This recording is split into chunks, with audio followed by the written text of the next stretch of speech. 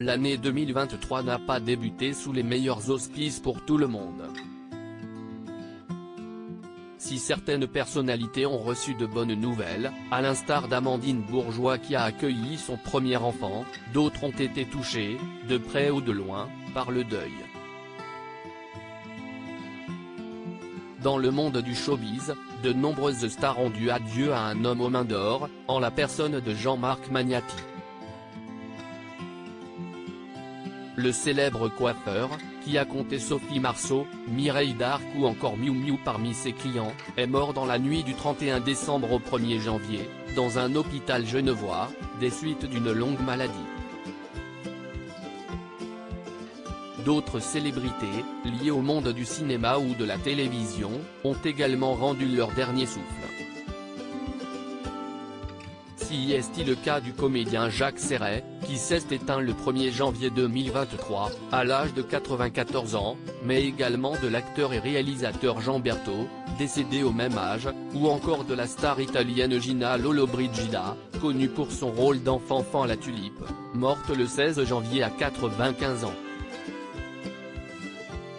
Les fans de musique ont eux aussi perdu plusieurs grands noms en ce début d'année. À commencer par Lisa Marie Presley, la fille du King, qui est décédée le 12 janvier dernier, après avoir été hospitalisée en raison d'un arrêt cardiaque. 7 ans après la mort de leur fondateur Maurice White, les membres du groupe de funkers, Wind and Fire ont connu une nouvelle perte, celle de son frère, Fred White, batteur de l'ensemble mythique. Ce dernier est décédé le 1er janvier, à l'âge de 67 ans. Notre famille est attristée aujourd'hui par la perte d'un membre de la famille incroyable et talentueux, a écrit son frère Verdine White, dans un message accompagné d'une photo du musicien. Supérieur à ces tragiques décès de personnalités qui ont déjà marqué l'année 2023, le monde de la mode endeuillé alors que la capitale française a vibré au rythme de la Fashion Week haute couture fin janvier, le monde de la mode a dû dire adieu à deux figures importantes.